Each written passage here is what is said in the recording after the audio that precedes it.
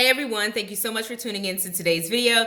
Today's video is going to be a super quick budget plan with me video. In today's video, I am going to be setting up a detailed spread for the month of September.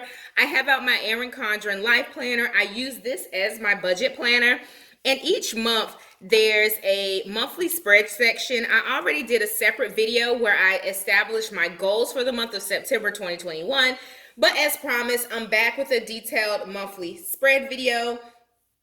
So in this video, I am going to be setting this up and just sharing with you how I track our expenses in a calendar format.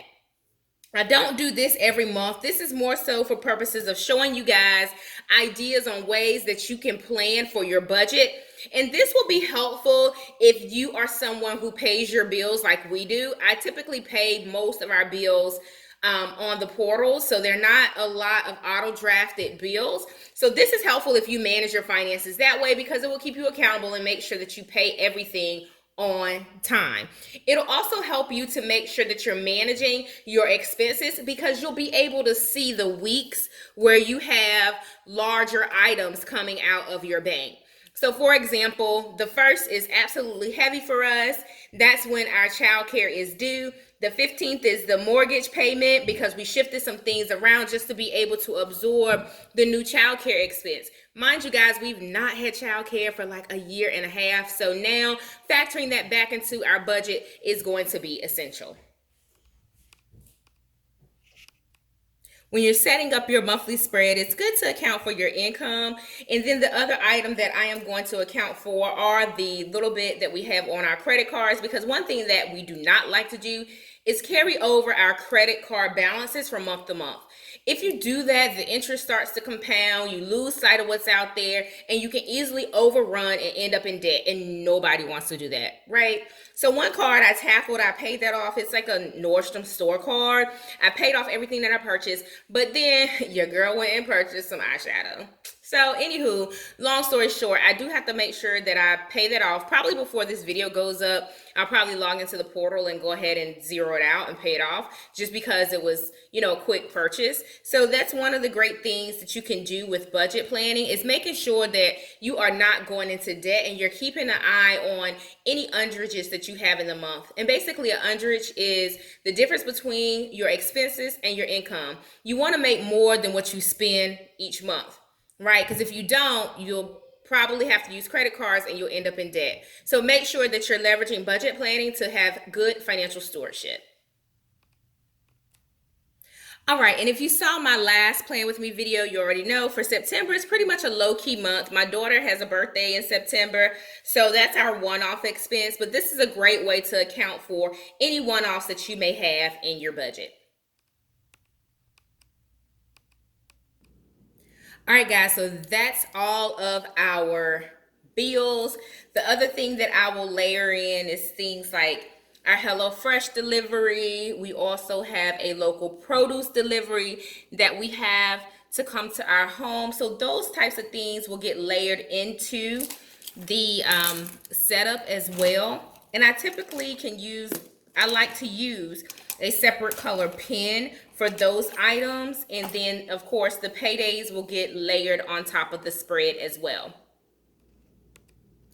The goal with this type of setup is to make sure that you are layering in how much the bills are and how much you're getting paid. If you are a family, a multi-income family, or if you have multiple streams of income, it's a great way for you to also earmark when you are getting paid and when some of your major expenses draft out of your bank, or when they are due.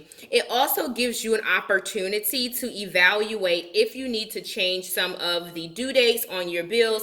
That is something that you are allowed to do with some of your expenses. Sometimes if you call the company, you can ask them if they can change your payment date or your due date. Sometimes they may allow for you to do that. I know with credit card companies, you are allowed to do that a certain amount of times before they tell you you can't do that anymore. So it's worth giving it a try for some of your bigger expenses. So as you can see, this is how my spread is taking shape. Off camera, I will go in and fill in some of the amounts. I'm not sure, you could probably tell on the back of this paper. is the spread that we worked through in my last video. That's the goal setting spread, but I've already gone in and updated the amounts and the different account information. I don't do that on camera, but I hope that you found this extremely helpful, and it gives you an idea of a way that you can set up your monthly spread to help you to manage your finances. Another thing that you can do is once you put your totals of how much is due each month, because some expenses are variable, right? You can total those up and you can see the difference easily between your income and your expenses. I went in and included my grocery budget. So I'm trying to see if I can do an alternating grocery run where each week we stock up on some essentials, and then the alternating week we just get, every alternating week we get the essentials, and then we do a kind of grocery haul, if you will, once a week. So we are a family of 5, 2 adults and 3 children. So my little kids, they eat a lot, y'all. And the cost of food has gone up drastically, in my opinion, especially in our area.